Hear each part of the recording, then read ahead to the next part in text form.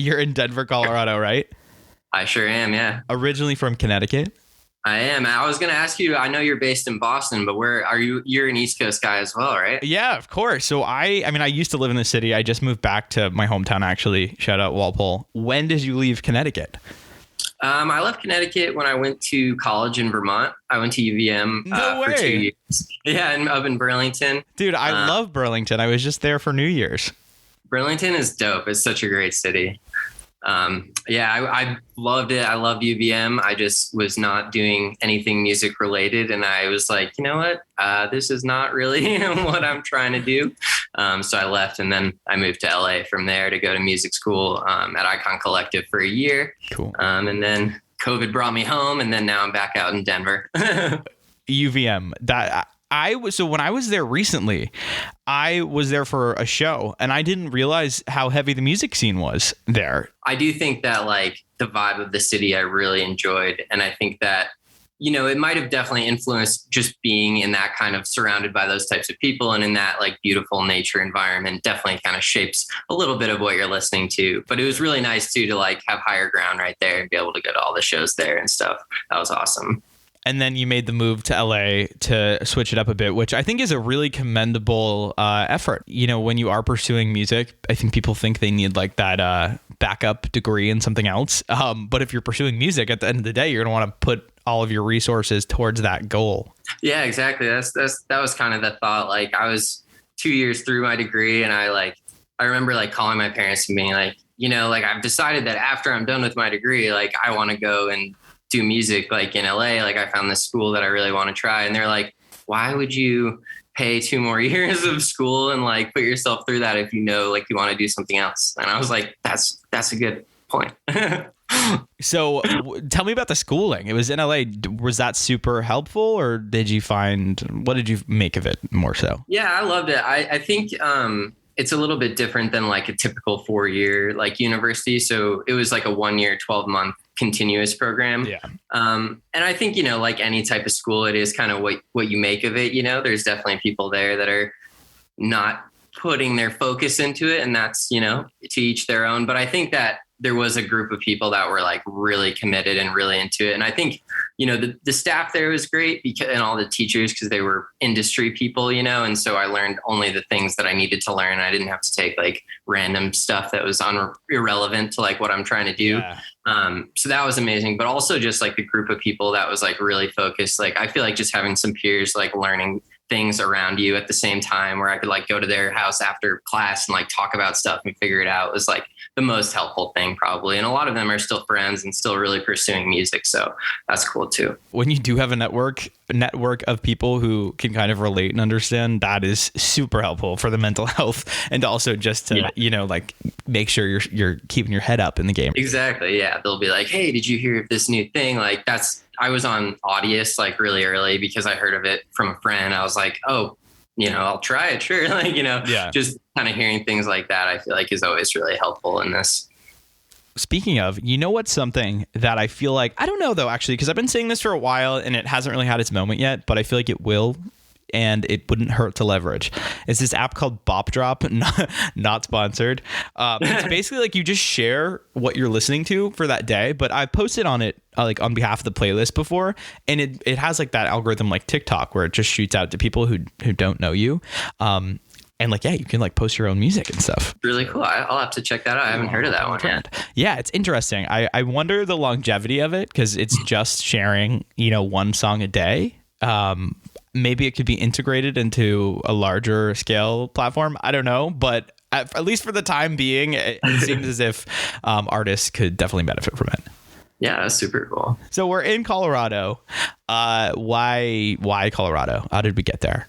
Yeah, so I was at home for the pandemic and I was making music there and I knew I wanted to move back to like a big city. And I have a girlfriend who I've been with for like 5 years. So we knew she had just been I met her at UVM. And then we did long distance for 2 years while I was in LA. And then she graduated right at the height of the pandemic. And so we were like, all right, like, what are we going to do now?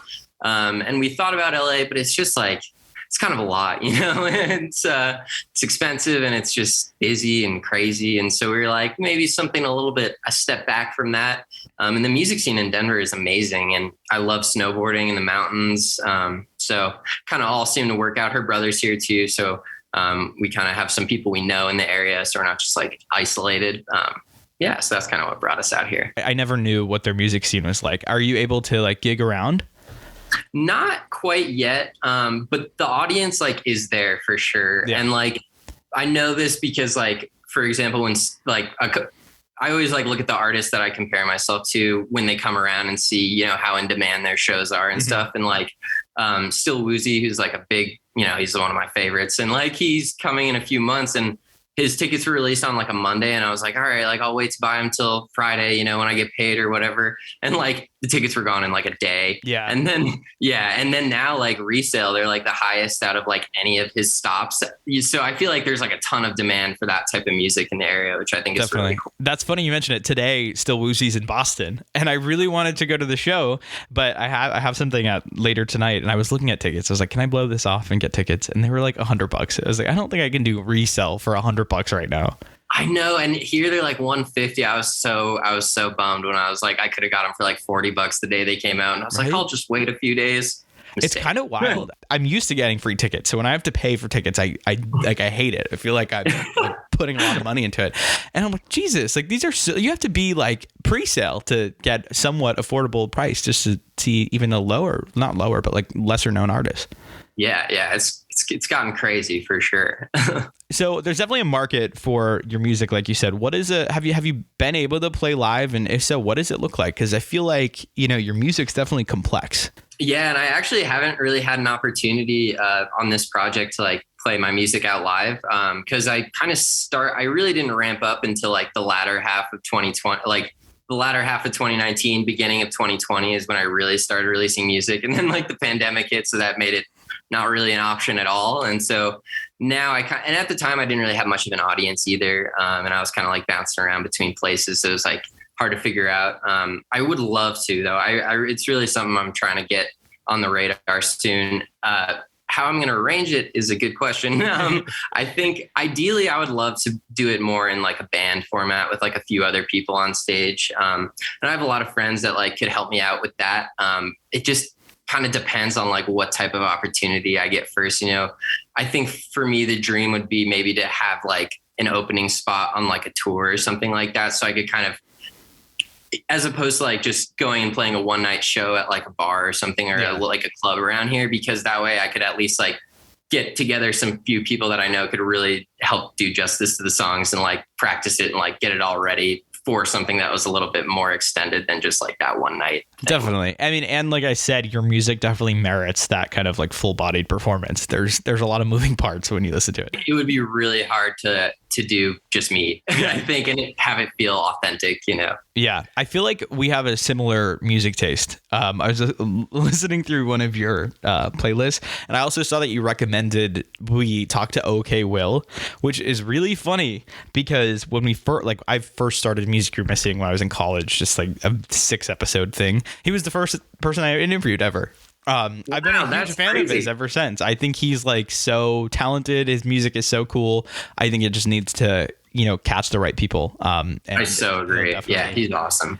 Are you connected with him? I feel like you could absolutely connect with him and work with him. I would love to hear a collab. I would love that. I am not connected with him in any way. I just love it. I like stumbled across it one day and I was like, this is so sick, so unique. Like, I love people that kind of have a very authentic, like organic sound, but like bring electronic elements into it in like a creative and like kind of nuanced way. Yeah. And like you just had like Magic City Hippies who are like so sick in that way also. I love that type of stuff. Yeah, Magic City Hippies. That was a really cool. I honestly hadn't heard of them. I just discovered them because they were coming to our venue. I'm obsessed with them. It's all I've been listening to. Really just kind of funky. I don't even know what you call it, like EDM. I don't know. Yeah, that's what I love. It's like, what is it? I don't really know. Yeah, and I don't care. So Chillhum, where did we get that name from? That was kind of like was at school and I was like, I need to, put together a project. I want to have like a name so I can start releasing stuff. And I was trying to find something that would fit. I knew I wasn't going to, originally I wanted to make like dubstep and like bass music. And I was like, I'm kind of going away from that direction. I want to do like more guitar and singing and stuff like that. And I was really struggling to come up with something. So I kind of like sampled like all the people I knew. I was like, hey, like, I'm doing music, like give me three of your best picks of a name. And my sister actually thought of it. That was her name. And I was like, I saw it written and I was like, that's it for sure. That's all. That's good. That's so funny. Yeah. And of course you do like the Google, make sure nobody else has it, make sure it's nice and, niche and all that. But yeah, she's credit to her for the name.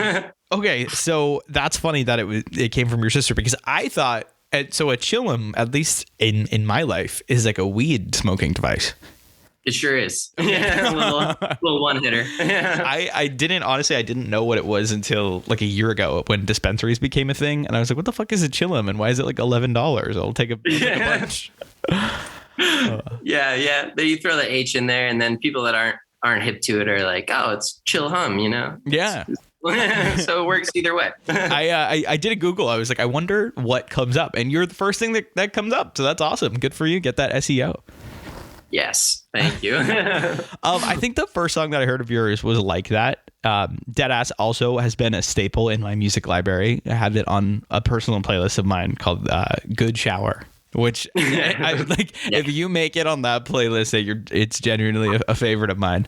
I'm flattered. Do you remember how we first connected? I think I honestly just kind of discovered your song now, like on Spotify or something. Yeah, I think I had followed you because you interviewed somebody that I was listening to. I followed you on Instagram.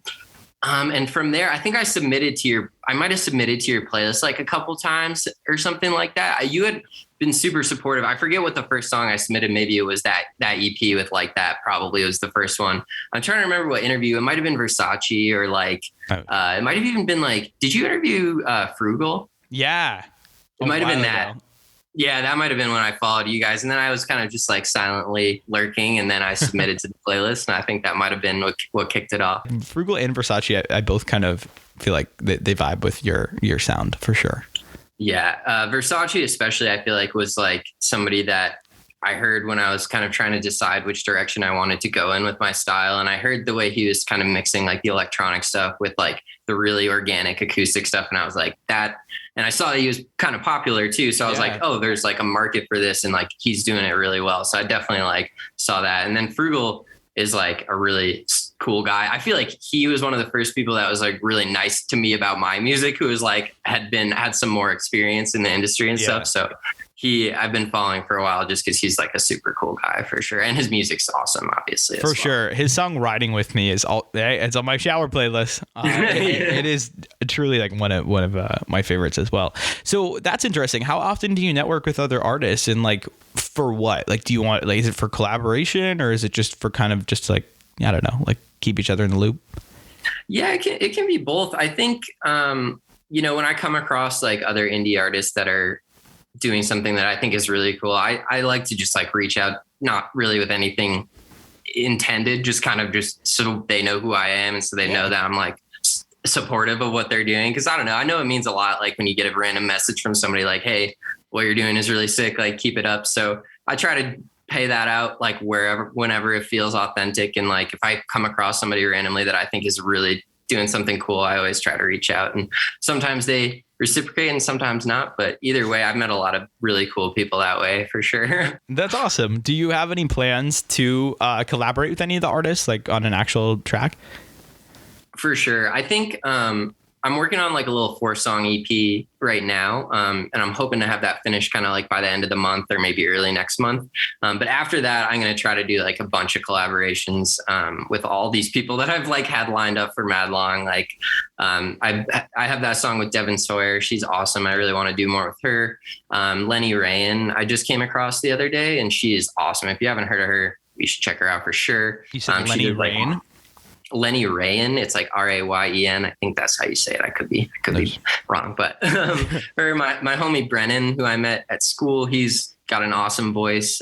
He does like indie pop electronic too. So I have like a lineup, like Snocker, who now is called Daisy. He just produced Sunroof by Nicky Yor, which is like going crazy right now. And he's another one that I met like that same way. He used to be Snocker, and he did like that remix for Mowgli. I forget the title of the song, but it got like some crazy, and he produced a song for Rule and stuff. So he's done some crazy stuff. I might try to put together like a little collaborative project with all these people that That's I've been awesome. like around to. I mean, that's cool that you are able to like build these relationships while, I assume, not being in the same city. Have you ever heard of the artist Scoobert Dubert? I saw them on your past interviews, but I haven't heard too much of their music. Honestly, I feel like just from what I know from your playlist and your actual music, I feel like you'd really like his music. Whether or not it's to, be friends or just listen to him, I feel like you should definitely check him out.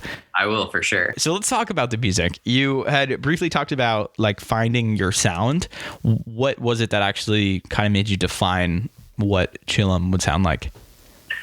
Yeah, I mean, I think that, like I said, I started off doing like electronic stuff. Initially, I wasn't even going to sing on my music. And then kind of like being through again in that like environment surrounded by people who were trying to do the same thing, I kind of realized that, in this industry, you have the best chance when you're bringing together all your natural strengths. And for me, I was somebody that grew up like playing guitar and singing since I was like in middle school. So I was like, it kind of doesn't make sense to do electronic music with no vocals and no guitar or anything, since that's like one of the things that I kind of have that's a little bit unique compared to some other folks.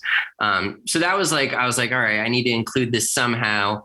And then I got exposed just because like my roommates and my friends at the time, they were exposing me to a lot of that like vocally driven electronic type stuff. And I was like, all right, this is where it's at.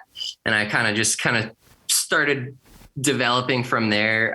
It started off more like if you go the further back in my catalog you go, the further electronic sounding things are. I noticed that today actually when I was listening through your catalog. Yeah, and I think that's a pattern that's kind of continuing through. Because I mean, I love electronic stuff, but like there's something about like a well-written vocal and lyrics that are really relatable. And like, I don't know, that's where I've found what I really love. And I think that when you're figuring out your sound as an artist, I think the important thing is just like to go authentically off of like what you really love, and trying to like figure that out can be kind of hard, I think, for a lot of people at the beginning. Like, because at least, most people getting into music like a lot of different things like me. And so I was like, I don't know what I like the most. And I think kind of like looking back at music I listened to as a kid and like all through, my adolescence and stuff, it was all vocally driven, like lots of guitar. And so I was like, I think that's got to be like a pinnacle of my sound for sure. I feel like independent artists now, obviously, because you're releasing your music as you make it, it's interesting because when you first start out, like obviously you're still learning, and I mean as you keep going you're still learning and your sound's constantly evolving, and it's like when can you actually like define it? Do you feel like now you have like the most solid understanding of where you want to take your music? Yeah, I definitely think now more than ever, and I think it always kind of continues to be defined as I go, and I'm sure it'll change, over time, but I definitely feel the most solid in what I'm doing now compared to ever before. Yeah. What do you think like the biggest things that you've learned, whether it was technical or just industry wise, since when you first started? Yeah, technically, I think the biggest thing is how to write and record vocals well. I think that a lot of the time is what separates stuff that sounds more amateur from stuff that sounds like really professional, is how the lyrics are written, the arrangement of the song, and like how you process the vocals so that you can actually like hear them well over everything else. And I think when I go back on my stuff, like I hear my old music and I'm like, these are really cool ideas. They just don't shine quite how they could if I like knew that kind of those technical components. I think harmony too is another big thing. Like in my new songs I have that I'm working on now, the vocals are just like a lot thicker, a lot more layers, a lot more harmony. So that's a big thing technically. And then on the business side, it's just a lot of like learning what is helpful and what seems helpful but isn't, like I've definitely hurt myself in the past, like trying to like get my stuff out there and like using the wrong avenues and then just like totally not helping myself there. So I think just learning like the slow growth and like as authentic as you can be, like finding people individually one at a time is way more helpful than like just trying to get on some botted playlist that'll get you a bunch of streams, but like doesn't turn into anything. It's similar like with TikTok, it's, I was watching something earlier where somebody was saying, you can get a viral video that gets 1 million views, but that could be less valuable than a video that gets 5,000 views from 5,000 people that are all going to go listen to your catalog and like follow you and be interested in what you're doing, So I think just like learning that numbers are not a good metric for like your fan base or for like how to build an audience for yourself. For sure. And for me, at least too, I don't look at our listening numbers. Like I don't care. Like it doesn't affect me at all. When I sell like a sponsorship, I don't even give them my listener numbers. I don't care. My whole goal is just so that like things look good and everyone that works in our circle just knows that like we just want to have good content and good stuff and follow our mission. That's it. Yeah. And that's what makes you guys cool as a podcast, because you get these people that are like, you actually believe in, as opposed to like, other, not even necessarily podcasts, but playlists. A lot of playlisting is a lot of the time such like a money making thing, so like, it's really nice when you come across a playlist like yours that's curated by you guys to find actual people that you like, as opposed to like who is willing to pay the most for like the top spot on the playlist. No, of course. That's funny that you say that, because I mean, on whatever fucking app they are, like Drake has submitted, like his team has submitted his music, and I'm like, no, it doesn't make sense. This is so not what we're doing. But anyways, learning technically, being in a space where you can listen to your old music and like an old project that you were so confident on, and then be like, what was I thinking? It's such a funny thing. It's like weird. It's like awesome because you've matured, but you're also like cringed out that you would at one point have believed in what you put out. Do you feel that way?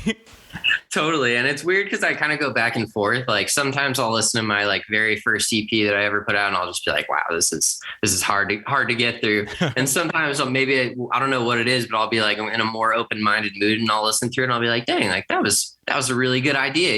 Even though I didn't execute it quite how I would now, like I see what I was going for. And I think, I watched like a couple of your podcasts today, and you were asking like, a question you kept asking a few people was like, would you delete your old stuff? And I was thinking about it, and I was like, probably not. Cause I think there's something cool about when I started doing music, I would look up like artists that I really liked, and I would scroll all the way back in their catalog, like especially like electronic artists. Like I remember looking up like Rez on SoundCloud and like scrolling all the way back to her first song on there. And it was like, not very, like you could tell what she was going for, but like it was just not the same. And I feel like that was really inspiring. So I feel like I like having it out there, but like, That's a cool perspective to have, actually. Because I guess obviously we have two different forms. Like I would delete my old shit in a heartbeat, but I definitely understand why you wouldn't want to delete your music. And I can only imagine how long it takes one song. Do you do everything yourself? Yeah, I do everything except for mastering. I like getting one more pair of ears at the end, but yeah, I do everything. I do the mixing and all the recording, writing, all that good stuff. Dude, that would drive me fucking crazy. I can't commit to anything. So knowing, like, when I listen to music, I'm like, this sounds great, but there's so many other options like that you could put there. That would drive me crazy. I could never actually make a song. So kudos to you. Thank you. Yeah, I think, when you do it all, it's a lot about like really switching gears and like putting on the different hats at the different stages of the process. Like I'm writing and I'm only thinking like a songwriter. I'm thinking, what are the best lyrics? What's the best arrangement? What's the best melody fit for my vocal range and things like that. And then like I have it written. All right, I'm switching over to like the producer mode, and I'm like, if something sounds bad, I'm getting rid of it. If something, you know what I mean? Like if it needs extra, I'll beef it up. I don't care if I have to get rid of my vocals. It's like, I think it's practicing a lack of like attachment to things. That's the key. So that you can like, so you can just like get rid of stuff. Like without feeling like agonizing over it. Like, I spent 6 hours on this one thing. Like, I need to keep it. Like, you have to just be like, nah, okay. That's something I actually have been trying to do. It actually stems from Buddhism. I was reading this thing. There are these monks who spend hours on Sand mandalas. Yes. And then they just break them or like, get rid of them. And I'm like, damn, I can never do that, but I want to be able to do that. Like that, just the patience that it takes and the lack of attachment. I don't know. I think it could just be helpful and transcend to a bunch of other different areas in your life. Definitely. And there's definitely something cathartic about like making a song and being like, that one's not it. And just like throwing it in the garbage, That's so interesting. So your latest releases, Snow and Listen Along, came out in December. We highlighted Snow. I'm a huge fan of that.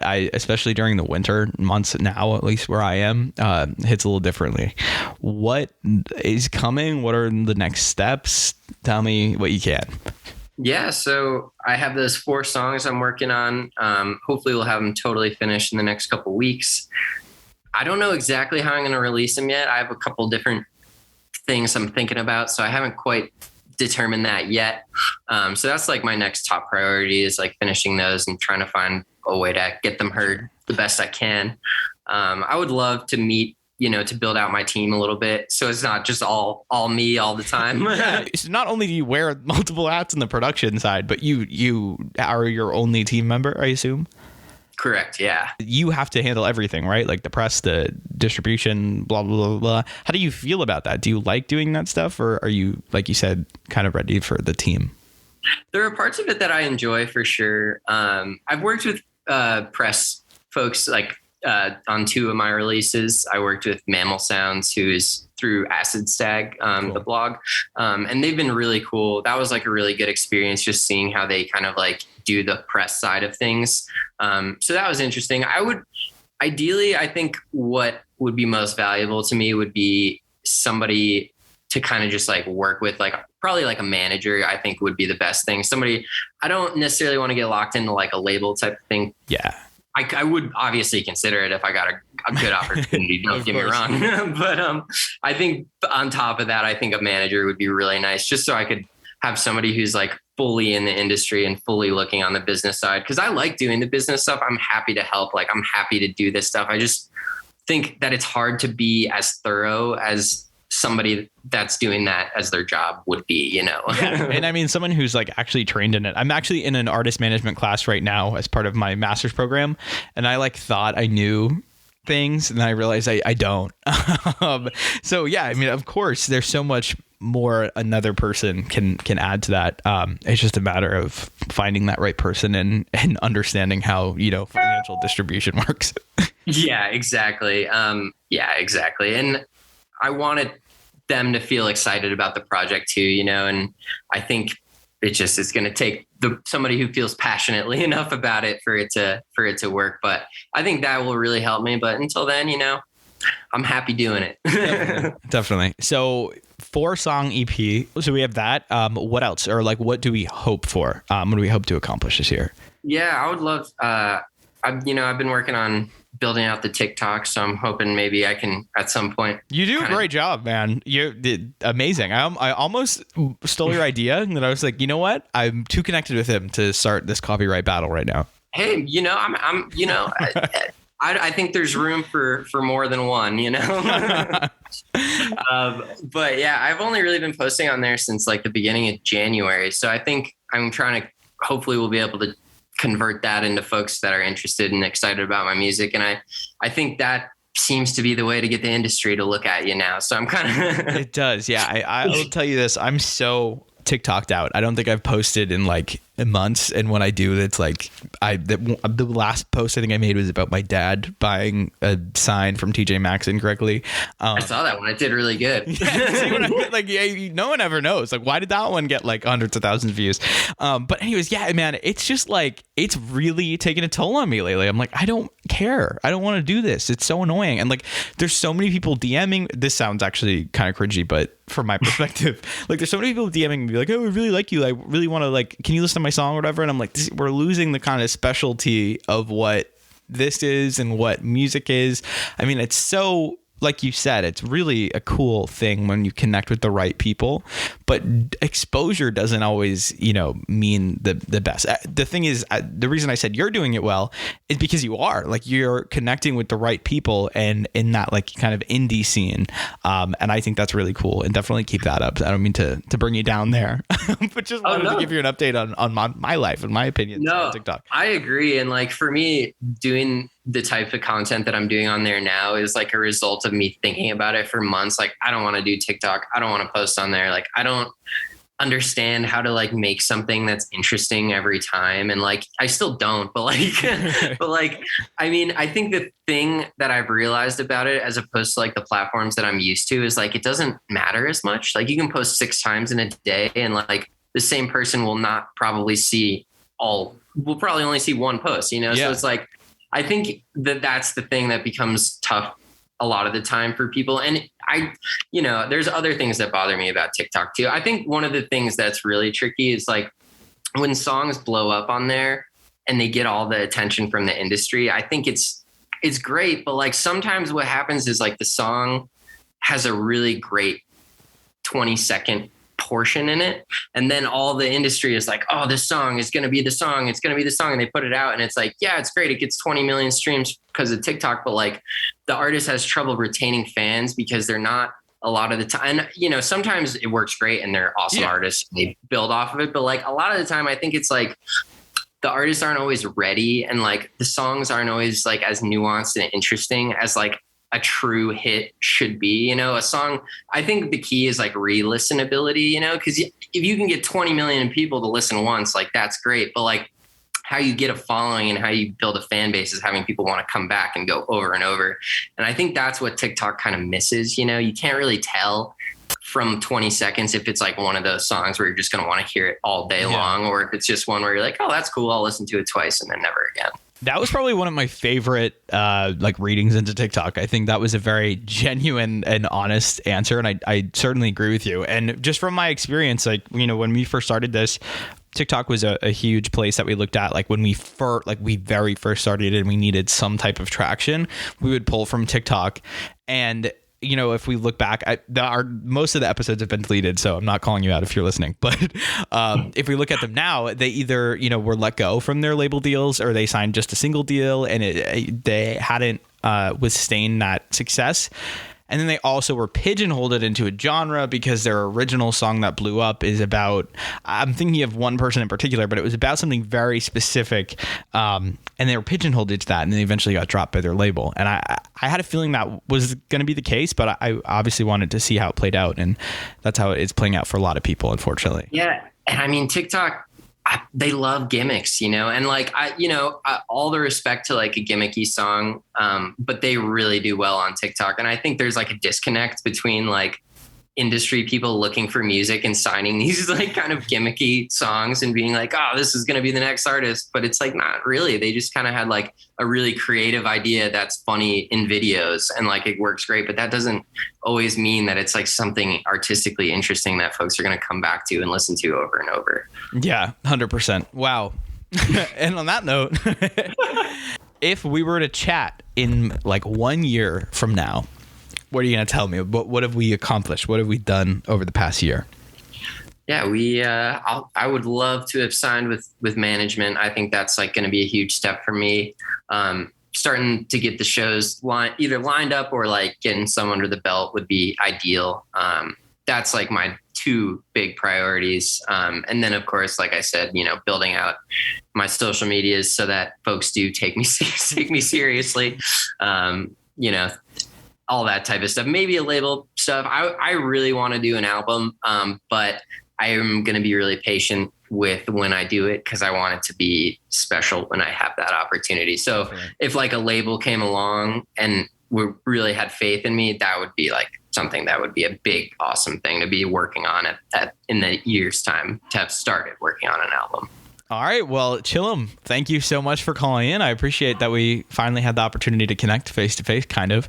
Thank you for having me. thank you so much. I love the show. I love your playlist. Like, I was so excited that you invited me on. I'm thrilled, man. Yeah, no. Oh my God. Thank you for like being excited. I forget, I literally forget that it's a thing that people can watch and like care about. So I appreciate it.